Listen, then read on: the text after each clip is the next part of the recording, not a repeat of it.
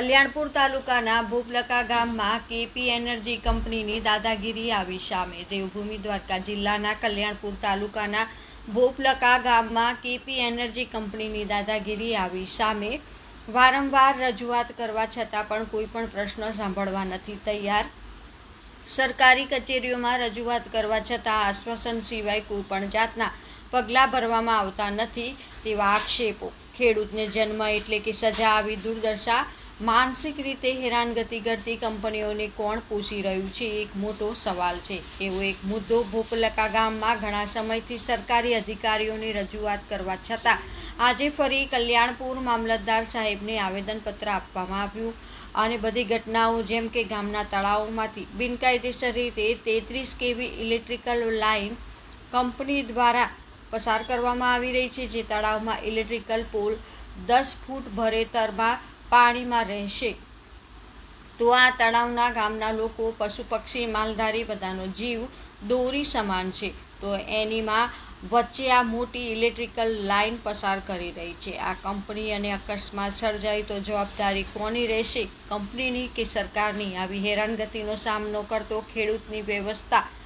સરકારે સાંભળે અને યોગ્ય ન્યાય આપે માટે આજે આવેદનપત્ર આપવામાં આવ્યું અને હવે આ આવેદનપત્ર અને અહેવાલને લઈને કોઈ પણ ઉચ્ચ અધિકારીઓ દ્વારા કોઈ યોગ્ય કાર્યવાહી કરવામાં આવશે કે નહીં તે આવનારો સમય જ બતાવશે। Bureau report Varrajsinh Jadeja.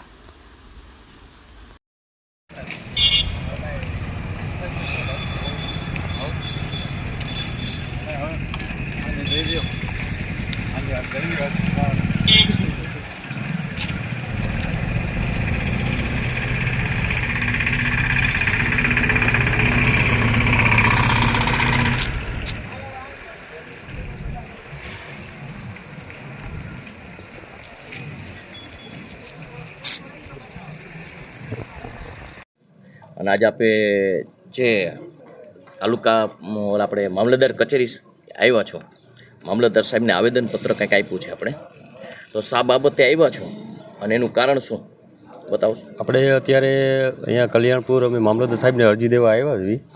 KP energy wing જે કંપની છે એ ગૌચરના બધી જગ્યામાં અમારે તળાવનો એક જગ્યા છે, તળાવમાં ત્યાં આગળ બિન મંજૂરી લીધેલી નથી કાંઈ, અને મંજૂરી વગર પોલ ને બધું નાખી ગયા છે અને એના માટે મંજૂરી નથી લીધેલી નથી, કોઈને સ્ટેમ્પ કે સિગ્નેચર કરેલા પંચાયત પાસેથી, અને પંચાયતમાંથી એક એને ઠરાવ કરાવેલો છે પણ એ ઠરાવમાં ડુપ્લિકેટ સાઇન ને એવું મારેલું છે, તો ડોક્યુમેન્ટ એ બધા 2 નંબરના બનાવેલા છે। એટલે અમે આવેદન દેવા આવ્યા છે યોગ્ય ખરાઈથી કે અમારી આ વાત સાંભળીને અને કેપી એનર્જી સામે યોગ્ય પગલાં લેવા અમે આવ્યા છીએ।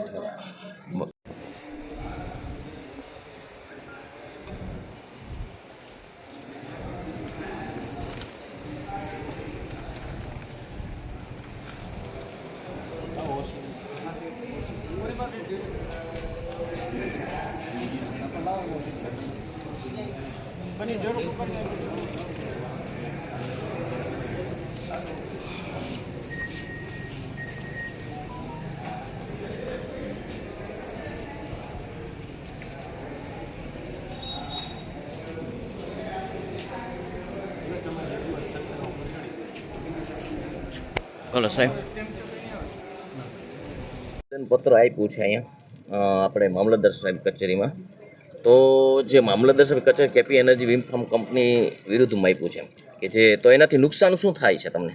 નુકસાન તો પહેલાં એ છે કે તળાવમાં પોલ ખોળેલા છે જે 10 ફૂટ પાણીમાં ડૂબી જાય છે ચોમાસામાં, અને ત્યાં આગળ અમારા ગામની ગાયો અને ત્યાંથી ખેડૂતો લગભગ 150 થી 200 ખેડૂત ત્યાંથી સિંચાઈ કરે છે, અને આવતા જે આપણે કુંજ છે પછી મોર છે એવા અમુક વન્ય જે જીવજંતુઓ છે ત્યાં આગળ એનો વસવાટ રહેલો છે નીલગાયનો એનો, કે જેથી કદાચ શોર્ટ સર્કિટ થાય તેથી એની જવાબદાર કોની, સરકારની રહેશે કે કોની રહેશે, જેનાથી બહુ મોટું પણ નુકસાન થઈ શકે જેથી શોર્ટ સર્કિટ થાય ત્યારે। અને એને ગૌચરમાં પણ આવી રીતના ગેરકાયદેસર કામ કરેલું છે ને એના માટે ભોપલકા ગામના તમામ યુવાનો આવીને અહીંયા અરજી આપેલી છે। તો મામલતદાર સાહેબને તમે અરજી આપી છે અત્યારે, તો તમારું કેવું શું થાય છે? એ લાઈન બીજે ફેરવે કંપની તો હાલે એવું છે? ફરી શકે છે। જગ્યા છે જગ્યા છે ફરી શકે છે, પણ આ લોકોએ કોઈની ગામમાં મંજૂરી નથી લીધી ને એમને ખોડી ગયા ને આ તો 8-10 યુવાનો ગયા અને પછી વાત કરી, ગામમાં મિટિંગ કરી, ત્યારથી આખા ગામના યુવાનો ભેગા થઈને અરજી કરી છે. તો આજ દી લગીને કોઈને ખબર જ નથી કે કઈ રીતે કામ કર્યું. કઈ રીતે કર્યું કોઈ જાતની કઈ ગામમાં જાણ જ નથી ને અમારા ગામમાં લગભગ 1.5-2 વર્ષથી કોઈ સરપંચ કે કોઈ સભ્ય છે નહીં અત્યારે. તો તમે અત્યારે મામલતદાર સાહેબને એ જ કહેવા આવ્યા આવેદનપત્ર આપીને કે યોગ્ય કાર્યવાહી થાય. યોગ્ય કાર્યવાહી થવી જોઈએ. બરોબર.